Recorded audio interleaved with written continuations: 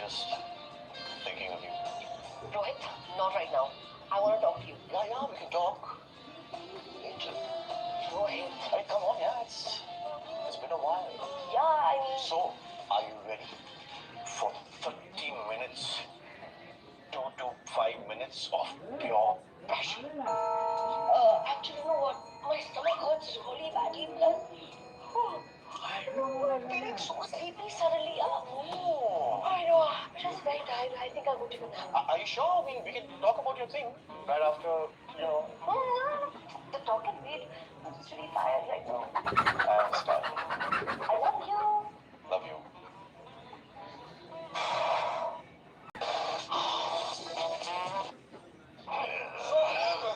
We need to talk. Rohit? What's going on? Nothing, just thinking of you. Rohit, not right now. I want to talk to you. Yeah, we can talk. Later. Rohit. Hey, come on, yeah, it's been a while. Yeah, I mean... So, are you ready for 30 minutes, 2 to 5 minutes of pure passion? Actually, you know what? My stomach hurts really badly, plus... I know, I'm feeling so sleepy suddenly.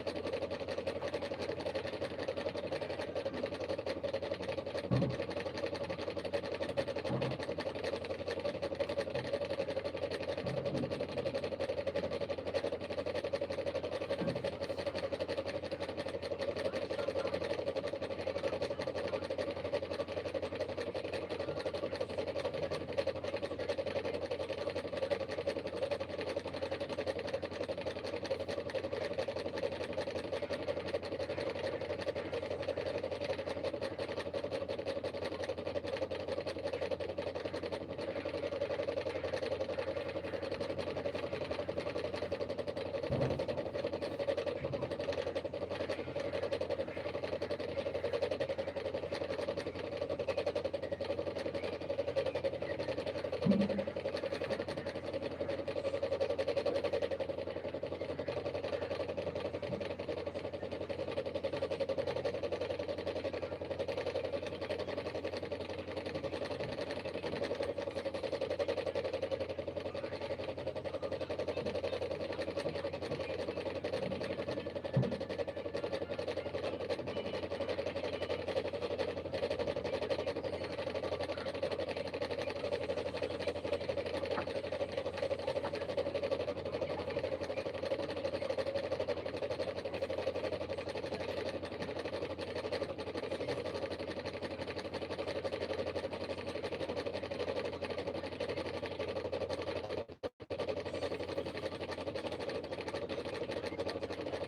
you sure? I mean, we can talk about the thing right after, you know.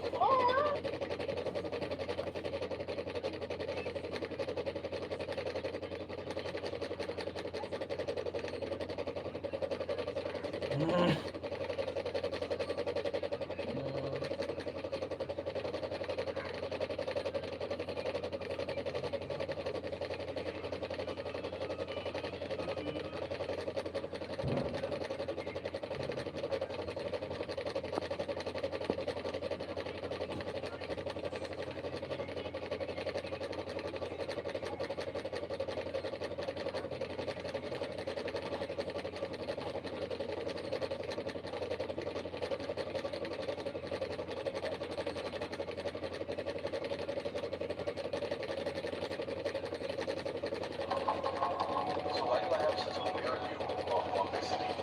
Well, that's because that was my view from inside the ambulance. But how did I get here? Let me take you back a little. Hey guys, me and Kanu were just sitting here, talking and thinking about what happened in the past week, and this got me thinking, why are people like this? We don't know why we wait till it's too late. Because when you're healthy, you don't see any signs and you continue with a certain habit, which if you don't take care, if you don't work out, if you're not eating clean, of course you're going to show signs. Yeah, I mean, I think more of a reason why people take it lightly, like they say, it's fine, I can eat whatever I want to eat, I can smoke how much ever I want to smoke, is because they think that it will never happen to them.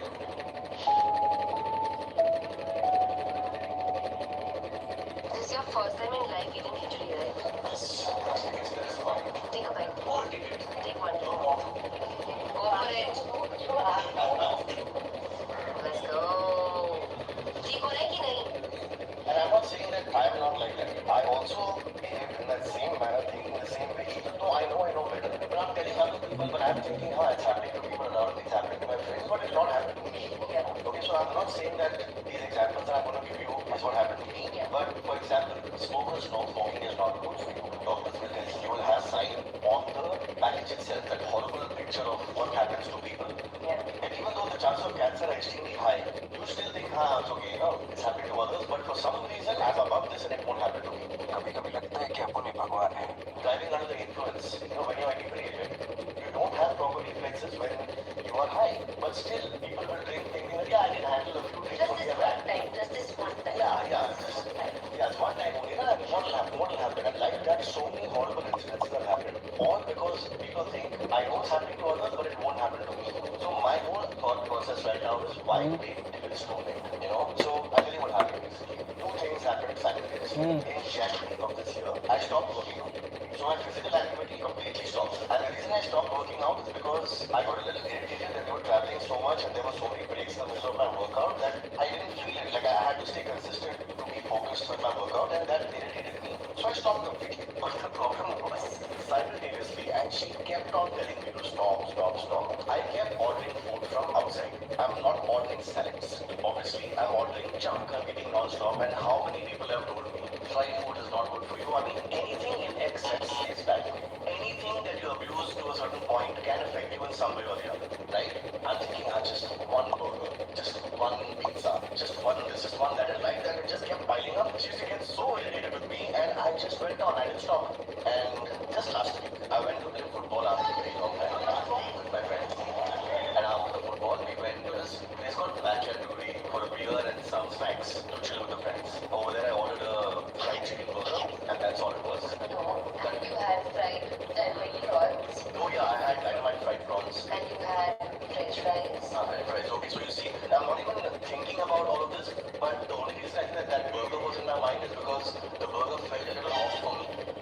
think I could sense something, but all of this combined obviously had to have caused the problem. So what happened is I ate, came back home, I was fine. Next day we were shooting for a brand, and right in the middle of our shoot, I started feeling this Roti dizziness. rice. I ran to the loo. I came back out. I sat down. Roti? The roti gonna make it. Roti is that available?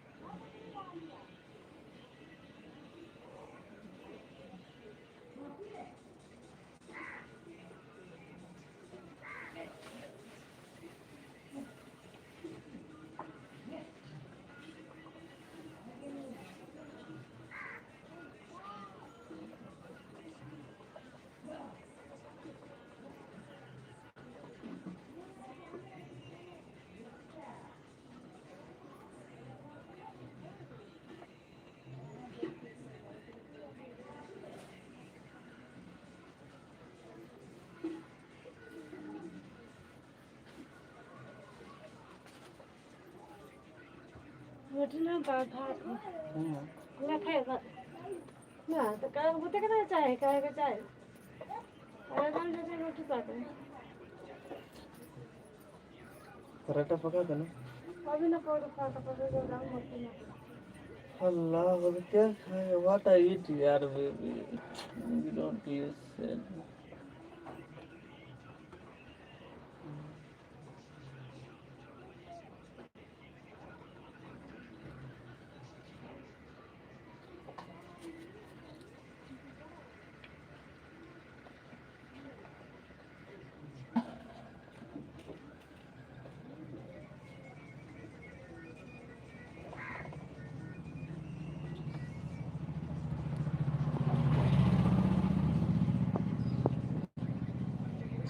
I ran to the loo. I came back out. I sat down and I looked at my friend Dave. You guys know Dave. I looked at him and said, "Bro, something is extremely effed up. Something is."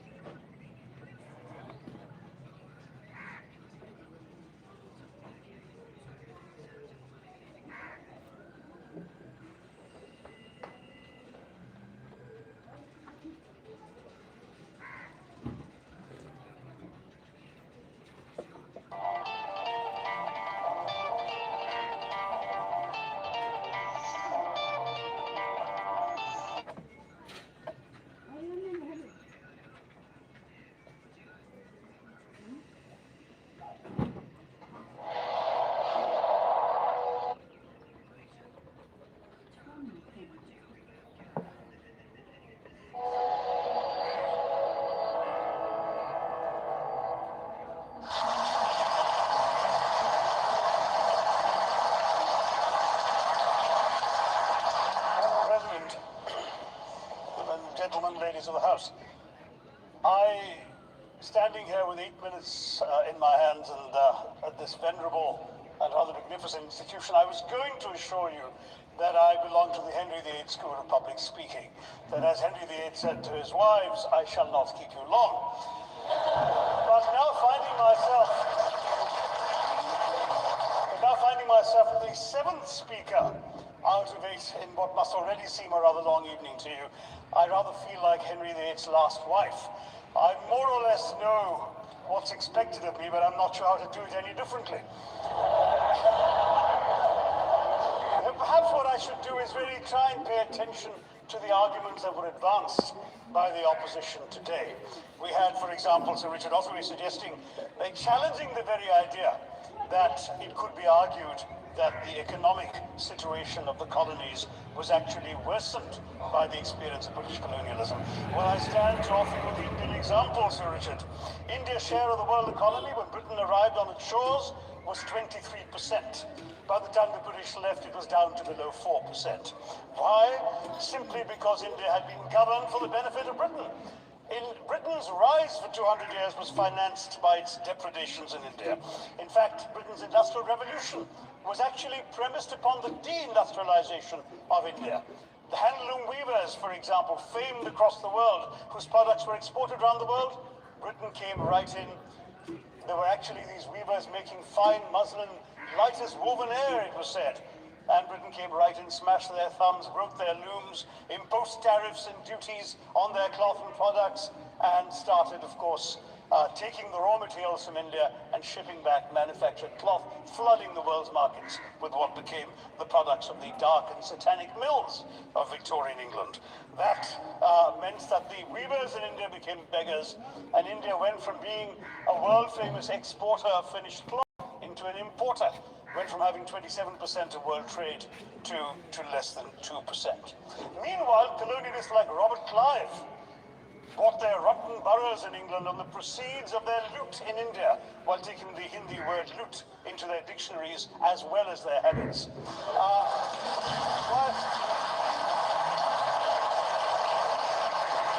And the British had the gall to call him Clive of India, as if he belonged to the country, when all he really did was to ensure that much of the country belonged to him. By the end of the 19th century, the fact is that India was already Britain's biggest cash cow, the world's biggest purchaser of British goods and exports, and the source of highly paid employment for British civil servants. We literally paid for our own oppression. And as has been pointed out, the wealthy Victorian British families that made their money out of the slave economy, 1/5 of the elites of the wealthy class in Britain in the 19th century owed their money to transporting 3 million Africans across the waters. And in fact, in 1833, when slavery was abolished, what happened was that a compensation of £20 million was paid, not as reparations to those who had lost their lives or who had suffered or been oppressed by slavery, but to those who had lost their property. I was struck by the fact that your Wi-Fi password at this union commemorates the name of Mr. Gladstone, the great liberal hero. Well, I'm sorry, his family was one of those who benefited from the establishment. Staying with India, between 15 and 29 million Indians died of starvation in British-induced famines. The most famous example, of course, was the Great Bengal Famine during the Second World War, when 4 million people died because Winston Churchill, deliberately as a matter of written militant policy, proceeded to divert essential supplies from civilians in Bengal to sturdy Tommies and Europeans as reserve stockpiles. He said that the starvation of anyway underfed Bengalis mattered much less than that of sturdy Greeks. This is Churchill's actual quote. And when conscience-stricken British officials wrote to him, pointing out that people were dying because of this decision, he peevishly wrote in the margins of the file, "Why hasn't Gandhi died yet?"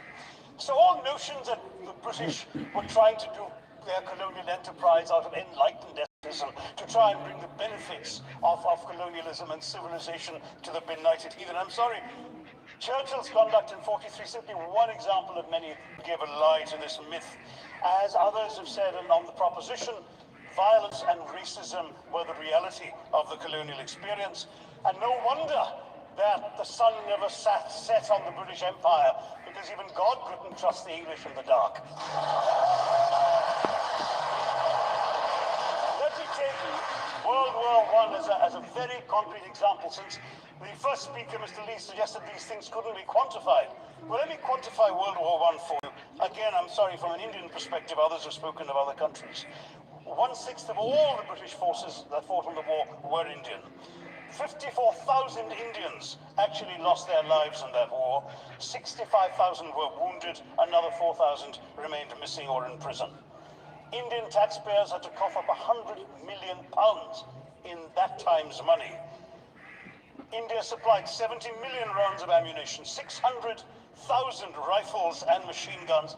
42 million garments were stitched and sent out of India, and 1.3 million Indian personnel served in this war. I know all this because, of course, the commemoration of the centenary has just taken place. But not just that, India had to supply 173,000 animals, 370 million tons of supplies, and in the end, the total value of everything that was taken out of India, India, by the way, suffering from recession at that time and poverty and hunger, was, in today's money, 8 billion pounds. You want quantification? It's available. Second World War, it was even worse, 2.5 million Indians in uniform. I won't belabor the point, but of Britain's total war debt of 3 billion pounds, in 1945 money, 1.25 billion was owed to India and never actually paid. Somebody mentioned Scotland. Well, the fact is that colonialism actually cemented your union with Scotland. You know, the Scots had actually tried to send colonies out before 1707. They'd all failed, I'm sorry to say. But then, of course, came union, and India was available, and there you had...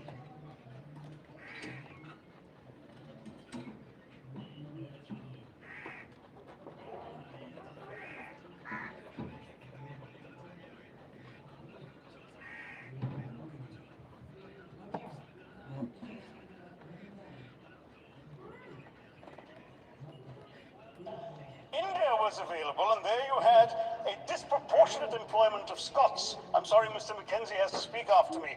Engaged in this colonial enterprise as soldiers, as merchants, as agents, as employees, and the earnings from India is what brought prosperity to Scotland, even pulled Scotland out of poverty. Now that India is no longer there, no wonder the bonds are loosening. Now, we've heard other arguments on this side. There's been a mention of the railways. Well, let me tell you, first of all, as my colleague, the Jamaican High Commissioner, has pointed out, railways and roads were really built to serve British interests and not those of the local people. But I might add that many countries have built railways and roads without having had to be colonized in order to do so.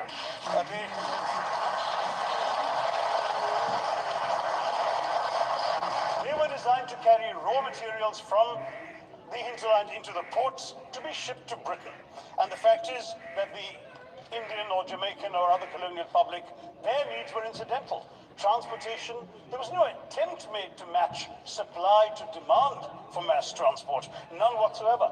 Instead, in fact, the Indian railways were built with massive incentives offered by Britain to British investors, guaranteed out of Indian taxes paid by Indians, with the result that you actually had 1 mile of Indian railway costing twice what it cost to build the same mile in Canada or Australia, because there was so much money being paid in extravagant returns. Britain made all the profits, controlled the technology, supplied all the equipment, and absolutely all these benefits came as private enterprise, British private enterprise, at public risk, Indian public risk. That was the railways as an accomplishment. We're hearing about aid. I think it was again Sir Richard Ottery who mentioned British aid to India. Well, let me just point out that British aid to India is about 0.4% of India's GDP. The government of India actually spends more on fertilizer subsidies, which might be an appropriate metaphor for that argument. If I may point out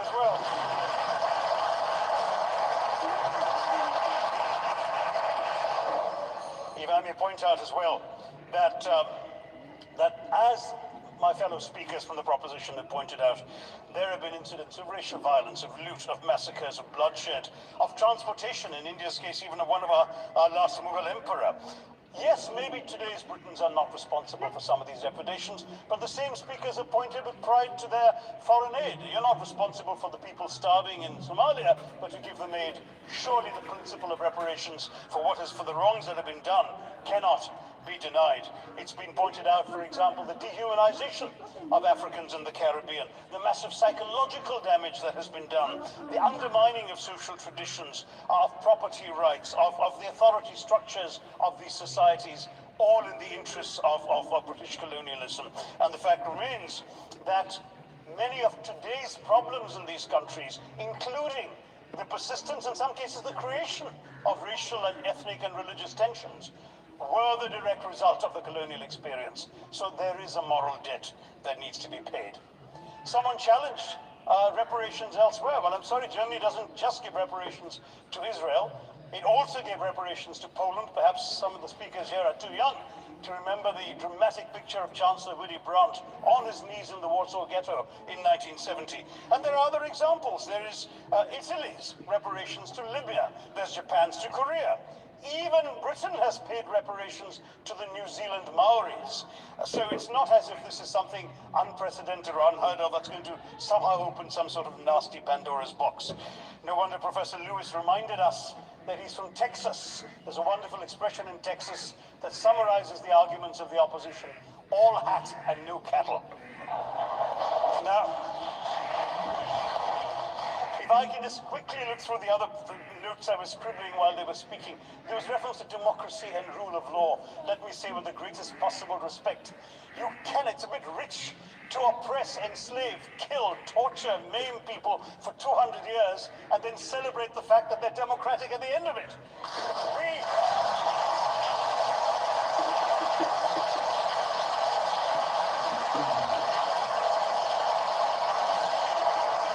We were denied democracy, so we had to snatch it, seize it from you.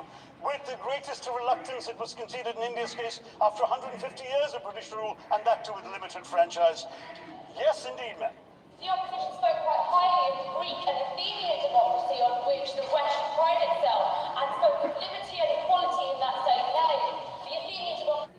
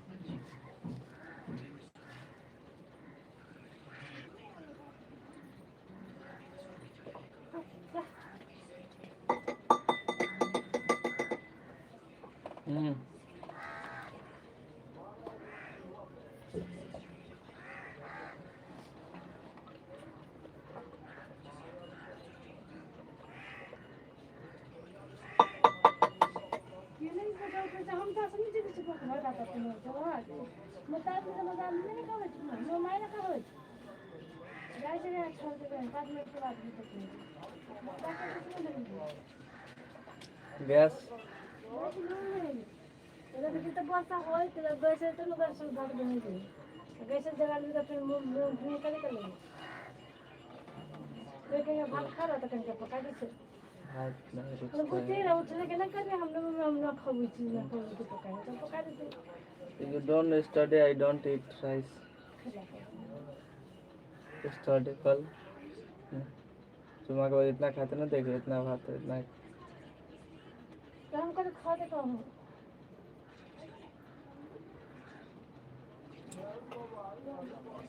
क्या है